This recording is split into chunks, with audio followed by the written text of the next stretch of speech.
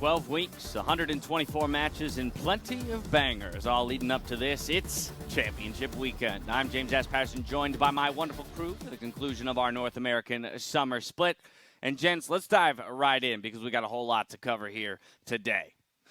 We've had plenty of standout players vying for the spot of our Honda MVP, from the rise of rookie talents like Tactical to the growth of the entire FlyQuest roster. But of course, there can only be one Honda MVP. After much debate between fans, analysts, producers, and casters, it's going to be CoreJJ. Wow. Defining MVP is in the word valuable. What would a team be if you removed this player? I've been feeling distant, like the world is slipping, losing touch of our reality. Ignite is on, good damage, good play. They got him on top, they're running out of health! And that's gonna be first blood coming through. Feels like my body is changing, but lows are something different. I'm fading, it kicks in, it hits me like amazing. The poison. The hook's gonna land, CoreJJ rarely misses. It is really honor to me. It means I'm actually back on the top as Captain America.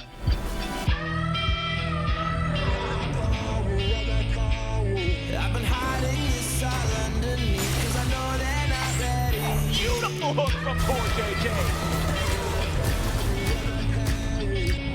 He can see angles in the game where other players don't. I don't think we've seen the Bard be this good in LCS.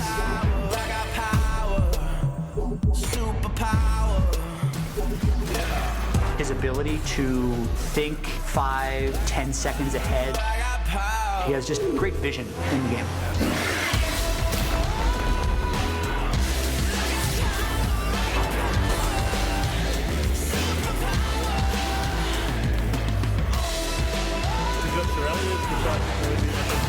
Oh, that feels bad, man. Dabbed on him as well. Still gonna get away from that one. The hook into the turret. Goodbye. Great look from Core to set it up. Big hook. That is a game-saving move. CoreJJ with the God hand pull. You better be honoring your boy CoreJJ.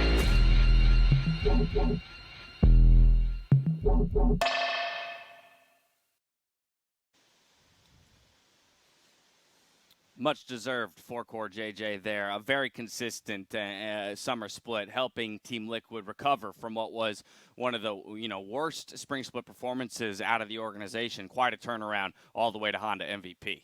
Yeah, I mean, he didn't have a great spring split either, but we all knew he had this level in him, given that he had won an MVP before, and it was just such a dominating performance over the course of the entire regular season, busting out counter pick after counter pick, making huge game-saving plays. Like, he was absolutely the best player in the league during the regular season. Without a doubt. Now, earlier we did have a chance to catch up with CoreJJ to talk about his team's prospects in playoffs and winning his second Honda MVP award. Let's check it out. Hey everyone, Dash here with your 2020 Summer Honda MVP. CoreJJ, congratulations on the award. Much deserved, my friend. But you've already won this award once, and you're right back at the top of the ladder. So how does it feel to win a second time around?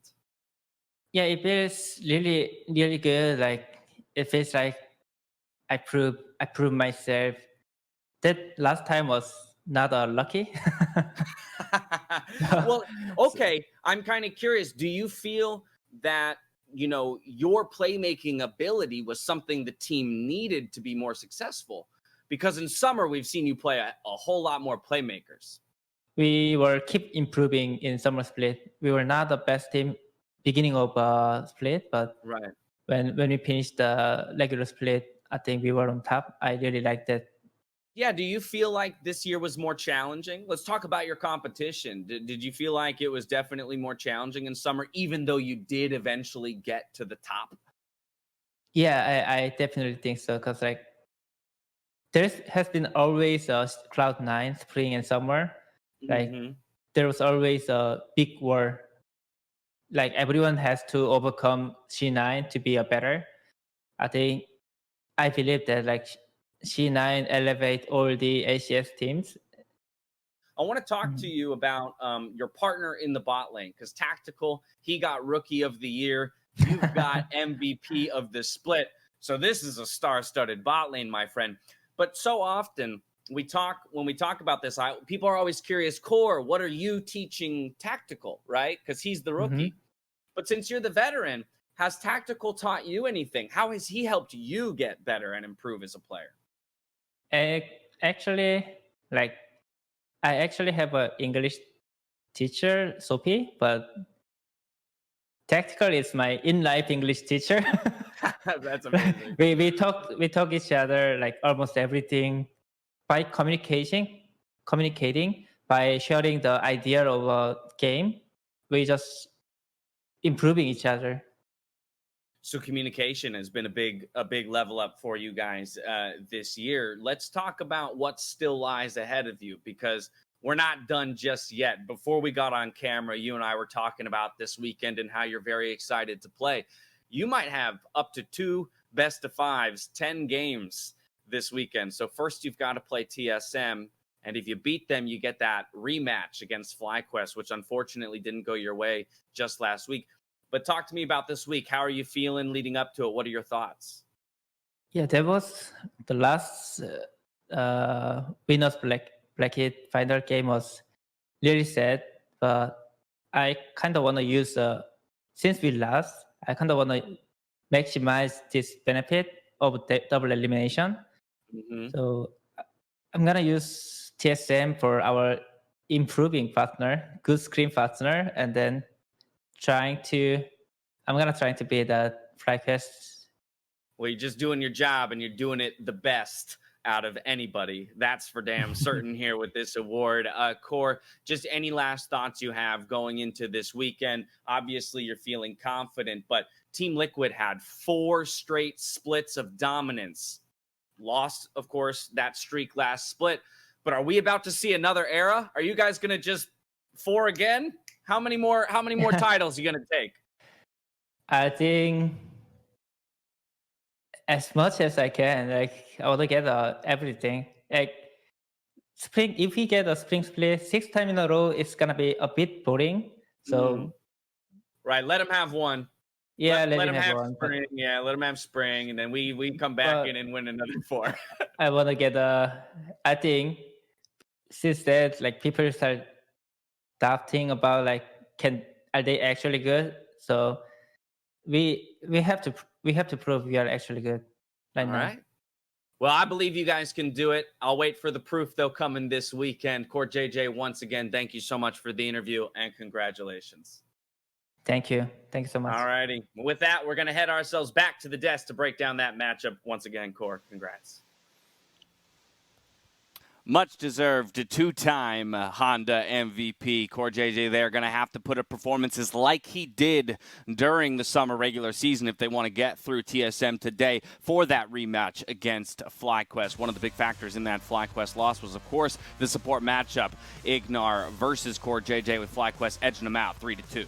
And the battle against TSM is not going to be an easy one because just like FlyQuest, that they got the bracket buff of losing a lot of games and then just making sure that you play as many as possible. That's what happened to TSM. They lose to Golden Guardians and then run it down all the way back. So they got to just practice and hone in all of the things that they're good at, which is currently playing weak side bottom, carries in the solo lanes. And it's been super impressive, you know, that run that you're talking about, because this is the first Worlds that TSM has made in 2 years, and it did not come easily, both in this part and in the regular season. They were hot and cold, up and down, just as they started going on this little run towards the end of the season. They get 0-2'd at the last week and then get destroyed by Golden Guardians in that first matchup. And so it's incredible, the resiliency from this roster, Doublelift as well, and all the other guys after a pretty problematic spring, even for the TSM members, you know, not being very impressive. To see them now at Worlds is super, super cool. I love that you call that out, Mark, because TSM, they did arrive at today's match after a grueling run through that lower bracket. And to give us a breakdown of their growth, our very own Kobe will combine his Sage League wisdom and love of the classics to illuminate one of TSM's greatest strengths heading into this match. This is Kobe's Art of War. Hello, and welcome to Kobe's Art of War. Sun Tzu said, "Whoever is first to the field and awaits the coming of the enemy will be fresh for the fight, and whoever is second to the field and has to hasten to battle will arrive exhausted." And while you don't exactly get tired walking over to a team fight in League of Legends, there are great benefits to getting to an objective first and allowing you to control the battlefield in which the team fight will take place. I wanted to take a look back at a regular season game between Cloud9 and TSM in Week 8. We're going to examine how proper preparation for objectives and zoning can win a teamfight, especially if your opponents overchase. 22 minutes into the game, TSM use their advantage in the 1v1 with Broken Braid's Aurelia to push in bottom, while the rest of the team pushes mid, 30 seconds before the arrival of the Dragon. They then move into the river to control vision and lay down an intimidating line of Caitlyn traps. Caitlyn players max Yordle Snap Trap second, given the max rank by level 13, which Doublelift just hit. This grants him 5 maximum charges he can store up and quickly lay down across the river. With Caitlyn traps in front of them, a control ward behind them, the bottom minion wave pushing, and Broken Blade watching the jungle, TSM successfully controls the battlefield to reduce Cloud9's engage options. Cloud9 are now forced to eat some of the traps to open up a pathway if they want to contest the Dragon. And in fact, that's exactly what they do. Blabber moves up, he eats a headshot for his troubles, and then uses an empowered Q plus smite to steal the Dragon away, while Sven fires off an Ash Arrow. And here's where it gets interesting. Even though Cloud9 have stolen the Dragon, it doesn't give a large power increase for the immediate fight. And given the fact that Kennen does not have Flash, is still positioned behind the trap line, Cloud9 would actually be advised here to leave the river and be content with their Dragon steal. This is where our second quote from The Art of War comes in. If your opponent is temperamental, seek to irritate him. Pretend to be weak, that he may grow arrogant. Which roughly translates to, just bait him, bro. At this moment, you may think Treats Morgana fails to Black Shield Doublelift.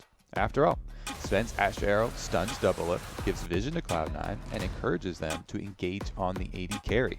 But if we rewind the footage and look frame by frame, Treat's hands are clearly still functioning.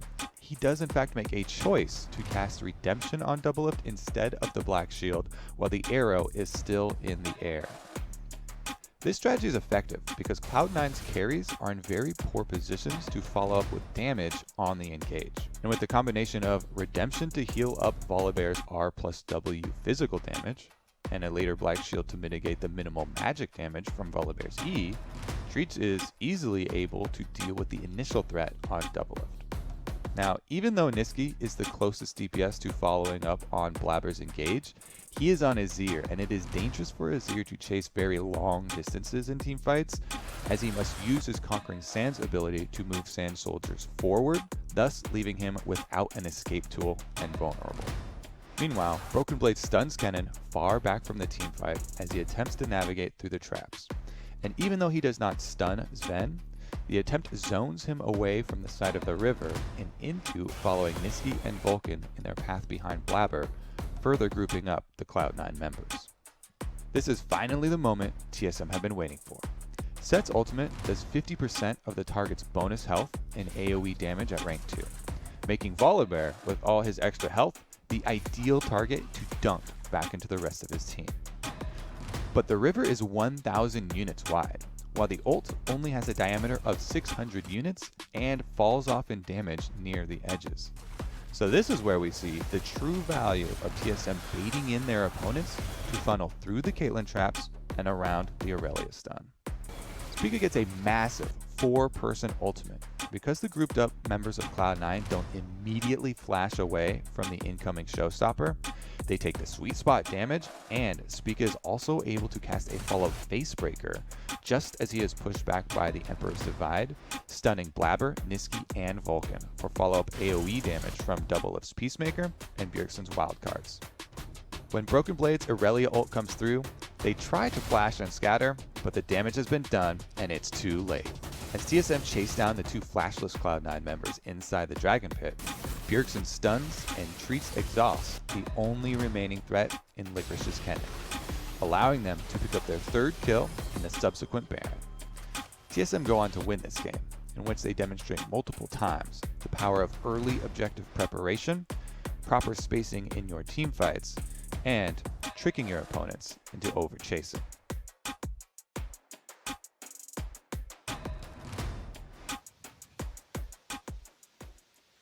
Well, I don't know about you guys, but after that, I feel like I'm ready to go to war with Kobe's teachings there. I'm all prepared. Hey, I'm not. No, the you're not, updated, bro. Art of War is really applicable to League of Legends. I have for sure learned a lot about just transferring that knowledge to the game, because that really was just preparation, right? Should it be on the recommended reading list for all LCS pros?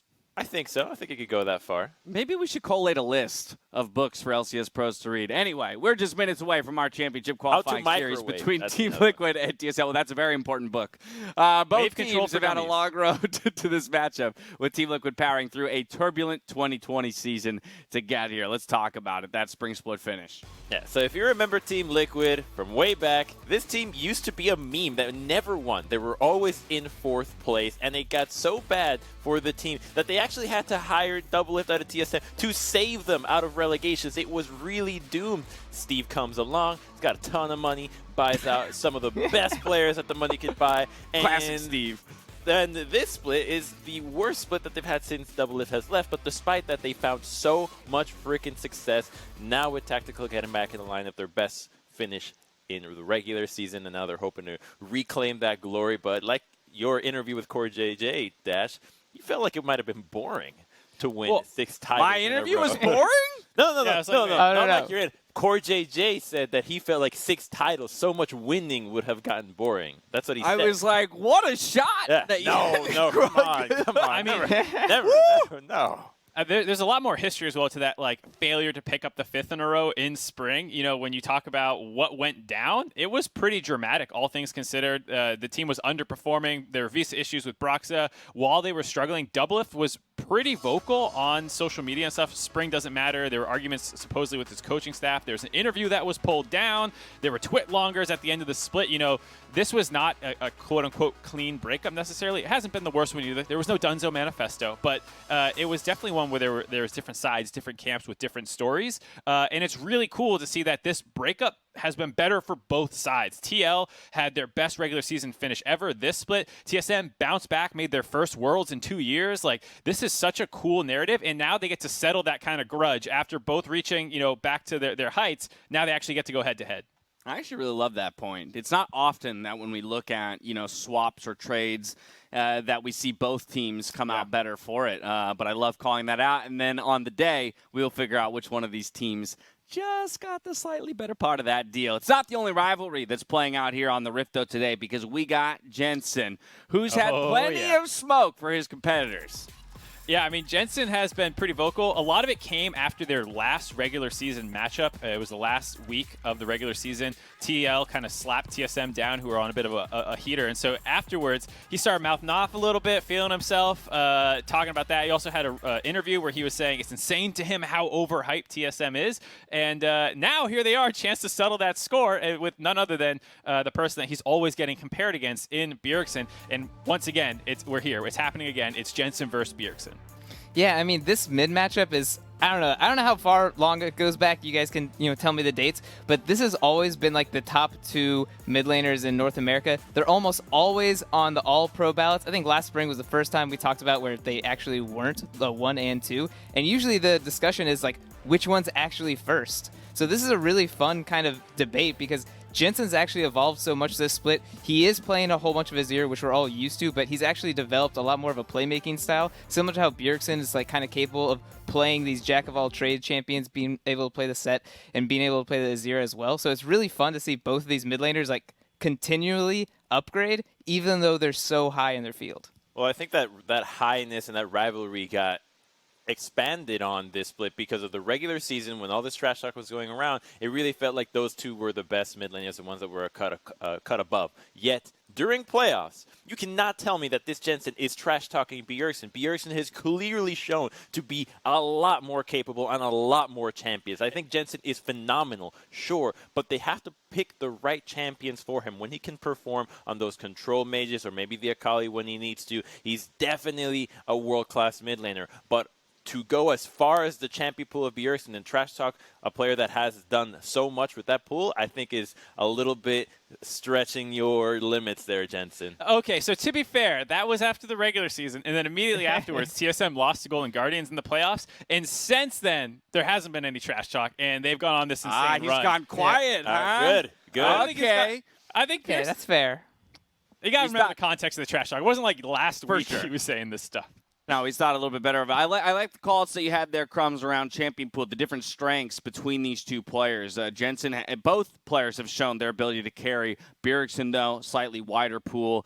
Jensen generally indexing towards that mid to late game team fighters and carry champions. But while this may be our featured matchup, rather, it is not the only matchup that I do want to focus in on. Of course, we talked about the history with Doublelift between these two teams, but I want to talk about the matchup as well. Doublelift versus Tactical in the bot lane.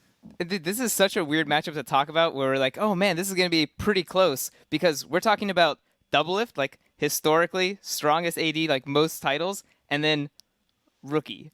And for some reason, this is actually a matchup where we're like, this could go either way. We don't really know. Like, so far, Tactical's played more champions, more meta champions. He's been playing the Caitlyn, he's pulled out the Jhin, and he has a lot more lane dominant style than Doublelift, who's known for these, like, Lucians by pocket pick, man. So the fact that these guys are going toe-to-toe is really exciting, and Doublelift actually is the one that needs to prove more today than Tactical.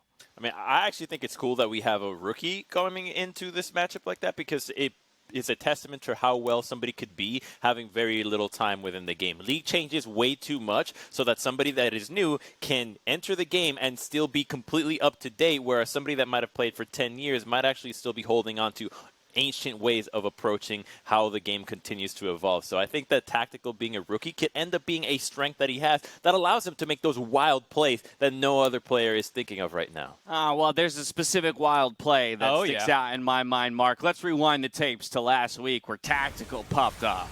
Yeah, this was such an insane play. This is after FlyQuest just won a fight and was up 5 men to 3. Tactical is not fed. There's no ultimates up. Jensen does not have his ult when he decides to pick this fight. There's super creeps coming in the mid wave. And what usually happens there is FlyQuest just uses minion pressure to take the turrets, and Team Liquid players are going to focus on clearing the minion wave. That's usually what happens, but Tactical is like, no, that's not a good option. We're going to lose the game if we just focus on wave clear. So he fights PoE. He jumps in, and he keeps going forward. PoE sends that ball behind to expect that. He keeps dodging out in these skill shots. If any of them tag him, Kallista's attack speed and is linked to her move speed with the hopping. And so if she ever got CC, it'd be very easy to catch her and finish her off, but she dodges 4 consecutive skill shots, which allows him to hold his QSS till the last one and keep fighting. This keeps him in there long enough for Jensen's ult to actually come back off cooldown, and he can just keep going man mode, aggro, insane. And it was such a crazy play both in the decision making to actually go for that instead of focusing on wave clear, which is what Jensen was doing. He actually double bombed the minion wave. Tactical was like, nope, we're picking the fight and we're going to win it. And then he played it so mechanically well, it forced FlyQuest to peel off the turrets and have this panic collapse on top of him where he just keeps outplaying them. And then they're able to actually win the game because of that play. I think man mode aggro insane might be the best way to explain that play there. I have a little bit of a tidbit to add on. In talking to CoreJJ for the Honda MVP interview, I did ask him off camera just to recount that play from his perspective because I wanted to understand how it all broke down. Basically, he said, hey, after losing a number of fights back to back to back, all of us sitting there maybe a little dejected, Tactical comes in over the top on comms and goes, guys, it's not working. I'm just going to go for it. So it was his own call. He wanted to make the play, and he saw it as the only way out. And I just want to highlight that, again, it's a rookie we're talking about who felt empowered to make that decision. And I think that goes back to your point, Prawley, about why it's even a conversation between Doublelift and Tactical. Normally a rookie wouldn't be making a decision like that. Oh, yeah. I have no clue what was going on in his mind other than, I guess the game's lost. So nothing's wrong if you already thought you were going to lose, right? It's kind of like carte blanche. Do what you want because you're going to lose, so let's go for it. But I'm really happy that he kind of saw the advantage and took it. I was really expecting let's just, try to hold our turrets and hope they can't end it here. That was not even in his thought process. He's like, yeah, let's go. Orianna, 1v1. Hoping for some more pop-offs today. Probably, I want to come right back to you on the point about draft. We'll no doubt play an important part in this matchup, but I've got both you and Mark here to give us the 101 on what we expect to see from both of these teams heading into the series. Let's start with Team Liquid. Yeah, so Team Liquid's draft strategy, I think you can start figuring it out when you watch their regular season games, but the most important draft strategy they have is make sure CoreJJ gets counterpick. I doubt they'll ever blind pick as champion unless maybe they're going with the Thresh Kalista, which is just such a strong bot lane. Other than that, they're always going to save counter pick for CoreJJ. I think it's really smart. They're also going to pair this up with a utility bot lane. We talked a bit more about Tactical's kind of champion pool. He's going to play like the Jhin, the Ashe, the Kalista, some kind of CC. And really what they want to do against TSM is they don't want anything to happen. If the game is 0-0 at 10 minutes, that's a great win for Team Liquid because they want to get to this front-to-back team fighting style that they're good at and get these long late-game team fights where they can actually like power spike around the 25-30 minute mark. The thing that TL is going to have to worry about going against TSM is Broken Blade. Broken Blade's such a monster in the top lane that the strategy of TL early picking their top laner is going to come under a little bit of stress here with whatever Broken Blade has in his massive champ pool to try and counterpick. The other concern is jungle pinch potentially. We've seen a lot of champions out of Spica. Haven't seen that many out of Broxa, and we've seen a couple bans thrown against him that seem to hamper him in the Lee Sin and Graves. So we'll see if those two things can get exploited by TSM. Well, those are the high-level ideas for Team Liquid. Let's flip the script and take a look at TSM now. Yeah, so TSM, again, is like the TSM of old, where they used to just dive top lane, and I think that's a draft strategy they should be employing against Team Liquid. Team Liquid usually plays tanks top, so getting the counter pick for Broken Blade is going to be extremely important, and the fact that they're playing Bjergsen versus Jensen, Jensen's champion pool is fine, but it's mostly just control mages. So I think Bjergsen can actually blind pick the TF, he can blind pick the Azir, and this gives a lot more resources for the rest of the map to use. But most importantly, like Team Liquid's style of wanting to get to late game, TSM does not want to get to late game. Their mid game has been getting better, but it's mostly just them team fighting. So I think they want to start out scrappy, they want to get these fights, and I think their main goal is going to be in the game before 25, in the game before 30 minutes, because they don't want this like slow-paced TL style. They want to make this like a very bloody game, more akin to like maybe Europe or LPL. Yeah, not much Drake stacking. They only have 3 souls in playoffs in 15 games, so they're much more about executing on the top side. Their concerns, of course, are more about AD carries potentially being pinched. Like probably was saying, Tactical has what seems like a better pool so far. And then the other thing is high execution comps when you're going for these really aggressive playstyles. They've played a couple all-range matchups or all-range comps, 5 range, no frontline really, and that's very volatile. It can work. They've won with these, but it is still scary going up against the team fight team where if you don't get this monstrous lead, like Team Liquid's going to have a better team comp 9 times out of 10 if you're going for this high, difficult draft strategy. Well, that's a lot of high-level thoughts. You mentioned team comp right there at the end, Mark. I want to take a look at what would be a mock draft. Specifically, probably we're taking a look at the roles here. Where in the draft the roles will be selected, not necessarily the champions. Yeah, so pick order is going to be really important. If you can see on the top bar, that's going to be TL's draft. I think their first 3 are always going to be AD carry, jungle, mid. I think AD carry first pick is a no-brainer for TL because they play more champions than TSM, so they can actually pinch the AD carry pool, take that first pick. But if you look in the 4-5, you see the support and top laner. I think TL is going to take this every single time in 4-5. This gives them 2 bans to protect either the top lane or to set up a counter pick for CoreJJ. Yeah, and I think it's... Oh, go ahead, Mark. No, I was going to say... It's really interesting what's going to happen because TL has a lot of things that they would normally first pick that you're a little scared about. Like normally they take their top laner early, but you might want to wait till after the second phase so you can pump a couple more bans up in there if you're busy banning out AD carry pinch or something in the first phase. This can all change a lot, but with specific picks, but I think the overall idea of you seeing TL hold support for close to last and TSM holding top for close to last is going to be the root of both drafts. I think what's interesting here, though, Mark, is the fact that this is a draft with TL on blue side, which was the expected pick coming into the day because of the win percentage of blue and their previous preferences, but they've in fact chosen red. Yeah, it was a total shock to me. Probably and I did all this prep. We had all these specific draft points to make.